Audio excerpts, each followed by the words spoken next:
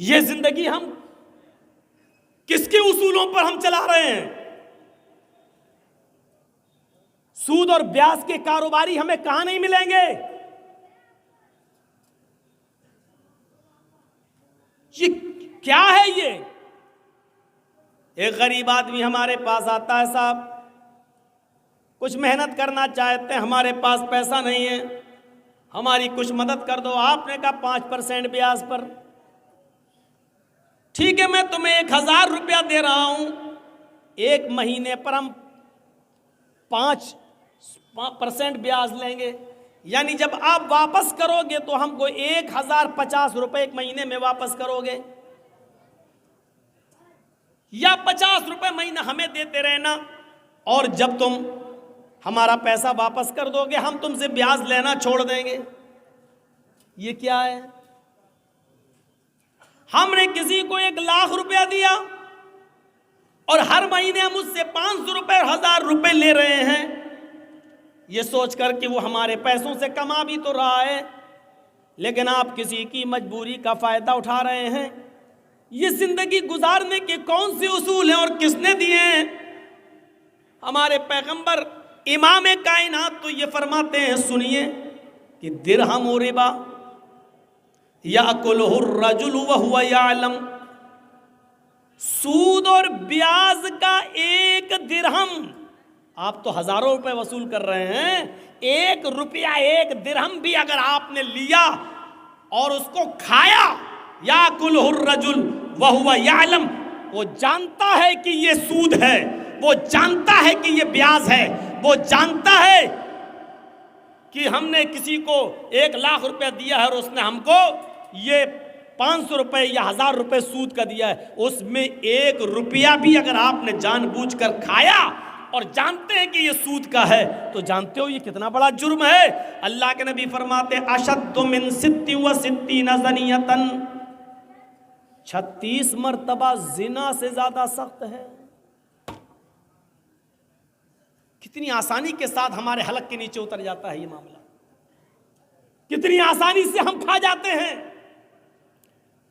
امام احمد اپنی مسند کے اندر ایک حدیث نقل کرتے ہیں، اللہ کے نبی نے فرمایا کہ الربا 72 حوبا، سود کے 72 درجے ہیں، 72 دروازے ہیں سود کے۔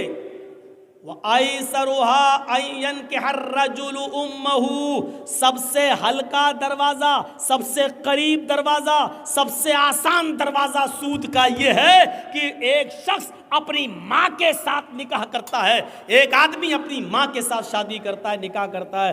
آپ اور ہم سب جانتے ہیں کہ ماں کے ساتھ نکاح جائز نہیں ہے۔ مولانا جرجیز کو بلا لینا اور کہنا کہ جرجیز صاحب یہ میری ماں ہے، بڑی خوبصورت ہے، میں اس کے ساتھ شادی کر دوں گا۔ جرجیز صاحب قرآن کی 3 آیتیں کیا پورا قرآن پڑھ ڈالیں، اور پورا قرآن ایک بار کیا 1,00,000 بار بھی پڑھ جائیں، تب بھی آپ کی ماں آپ کے اوپر حلال نہیں ہوگی۔ جس طرح قرآن کی آیتیں اور سارا کا سارا قرآن پڑھنے کے باوجود آپ کی ماں آپ کے اوپر حلال نہیں ہو سکتی ہے، اسی طریقے سے سود کو چاہے بسم اللہ کہہ کر کھاؤ یا پورا قرآن پڑھ کے آپ سود کا روپیہ کھائیں، وہ بھی حلال نہیں ہو سکتا ہے۔ سب سے ہلکا اور آسان دروازہ بتایا ہے کہ ایک شخص اپنی ماں کے ساتھ زنا کرتا ہے۔ اب سب سے ہلکا دروازہ یہ ہے تو 71 جو 71 دروازے اور ہیں وہ کتنے خطرناک ہوں گے۔ یہ کون زندگی گزارنے کے اصول ہم اپنی منمانی طریقے سے نہیں چلا سکتے ہیں، گزار سکتے ہیں، یہ وہی سکھائے گا اور اس کے نبی بتائیں گے۔ جس طریقے سے یہ ساری چیزیں حدیث کی کتابوں میں آپ کو ملیں گی، قرآن میں ملے گا، اسی طریقے سے دیکھیے نماز ہمارے اوپر فرض ہے۔ یہ نماز بھی دنیا میں جتنے بھی پیغمبر آئے، ہر نبی اور ہر پیغمبر کے اوپر یہ نماز فرض تھی۔ ہم اپنی مسجدوں کا جائزہ لیں، کون کہتا ہے کہ مسلمان بڑے پریشان ہیں؟ کون کہتا ہے کہ مسلمان بہت بے چین ہیں؟ کون کہتا ہے کہ مسلمان بہت زیادہ پریشانی کے عالم میں مبتلا ہیں؟ نہیں، فجر کی اذان ہمیں بتلاتی ہے کہ یہ مسلمان کتنے سکون کے ساتھ سو رہا ہے. فجر کی اذان کے بعد مسجدیں ہماری بتاتی ہیں کہ اس مسلمان کو کتنی آسانی کے ساتھ نیند آ رہی ہے.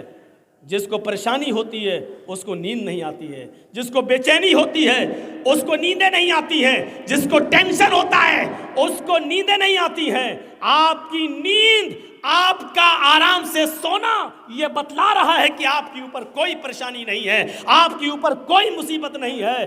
چاہے اتر پردیش کے اندر بے ایمانی کے ساتھ پھر سے وہی سرکار دوبارہ ریپیٹ ہو کے آ گئی ہو، لیکن اب یو پی کے اندر اگر مسلمان کہیں گے ہم بہت پریشان ہیں، جھوٹ بول رہے ہیں.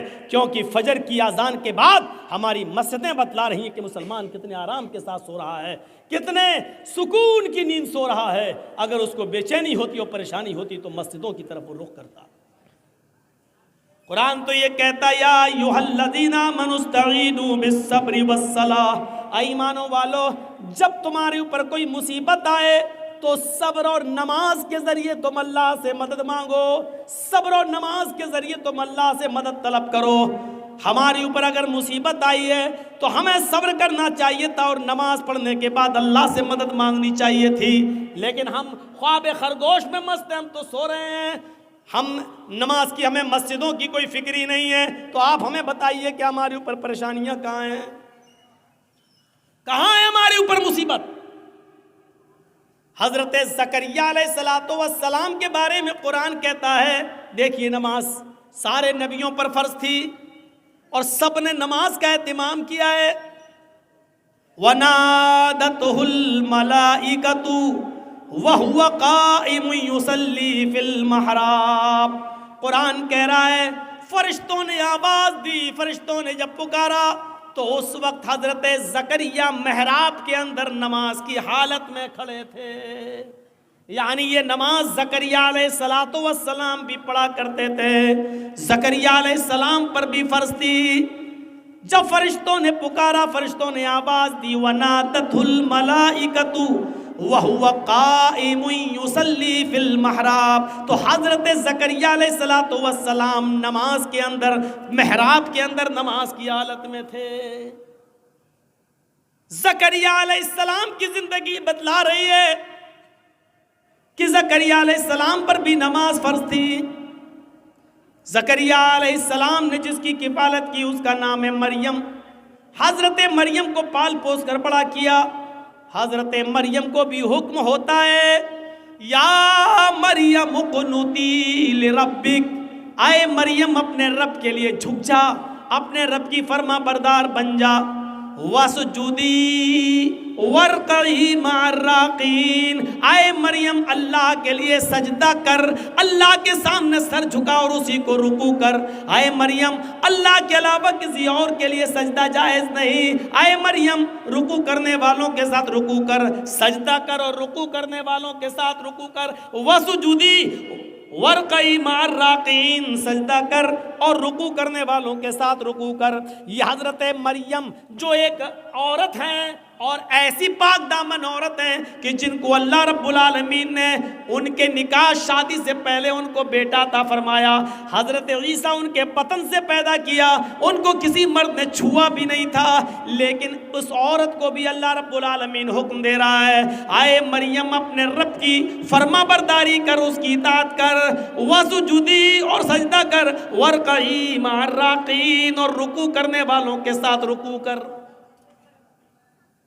حضرت موسیٰ علیہ السلام کو کہا جا رہا ہے اے موسیٰ سنو، اننی انا اللہ، میں ہی اللہ ہوں، لا الہ الا انا، میرے علاوہ کوئی معبود نہیں. موسیٰ کو اللہ رب العالمین کیا کہہ رہا ہے؟ موسیٰ سنو، میں ہی اللہ ہوں، لا الہ الا انا، میرے علاوہ کوئی معبود نہیں.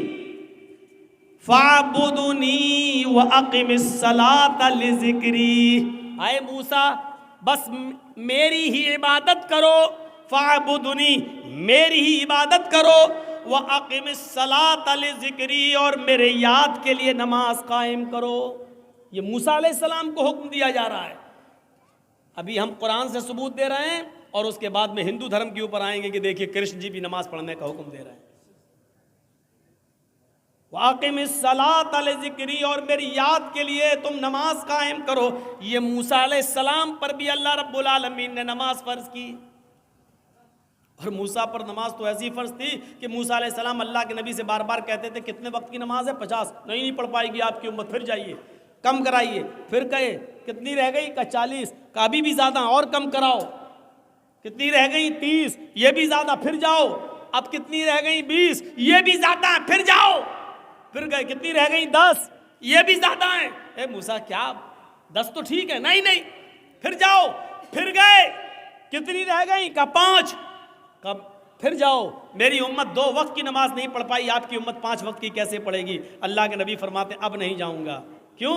کہنے اب مجھے بار بار اپنے رب کے پاس جاتے ہوئے شرم آتی، کتنی کم کراؤں؟ 50 سے 5 رہ گئیں، 10 گنا اللہ نے کم کر دی، پھر جاؤں تو کیا بالکل ختم کروا دوں؟ نہیں، اب نہیں جاؤں گا۔ 5 وقت کی فرض ہو گئی۔ تو موسیٰ علیہ السلام پر بھی نماز فرض تھی، حضرت ابراہیم علیہ السلام کے اوپر بھی یہ نماز فرض تھی۔ جب حضرت ہاجرہ کو اور ان کے پیٹ سے پیدا ہونے والے بچے اسماعیل کو جب حضرت ابراہیم علیہ السلام نے بیاب و گیاہ وادی پہ چھوڑ دیا، غیر ذی زرع آبادی میں چھوڑ دیا، ایک بیابان جنگل میں میدان منا میں چھوڑ دیا، اور جب چلے گئے دور گئے تو فرمایا ربنا انی اسکنت من ذریتی بواد غیر ذی زرع عند بیتک المحرم لیقیموا الصلاۃ۔ اے ہمارے رب، اے ہمارے پروردگار، ہم نے اپنی ذریت کو، ہم نے اپنی اولاد کو، ہم نے اپنے بیوی اور بچے کو ایک ایسی بیابان جنگل میں چھوڑ دیا ہے جہاں ان کا کوئی پرسان حال نہیں ہے، جہاں ان کا کوئی دیکھ ریکھ کرنے والا نہیں ہے سوائے تیرے۔ اے اللہ، میں نے ان کو غیر آباد، غیر مانوس جگہ پر ہم نے ان کو چھوڑ دیا ہے۔ بجلی نہیں ہے، پانی نہیں ہے، کھانا نہیں ہے، ایک بیابان جنگل میں ہم نے ان کو چھوڑ دیا ہے، بے آب و گیاہ وادی میں ہم نے ان کو تیرے بھروسے پر چھوڑ دیا ہے۔ اے اللہ، اس لیے یہاں چھوڑا ہے کہ ان سے آبادی بڑھے، پھلے پھولے، لیقیموا الصلاۃ، تاکہ یہاں یہ لوگ جب پڑھنے لگیں اور آبادی بڑھ جائے تو نماز قائم کی جانے لگے، نماز پڑھی جانے لگے۔ ہم نے ایک ایسے بے آب و گیا جنگل میں، وادی میں چھوڑ دیا ان کو، لیقیموا الصلاۃ، تاکہ یہاں نماز قائم کی جا سکے، نماز ادا کی جا سکے۔ ابراہیم علیہ السلام پر بھی نماز فرض تھی۔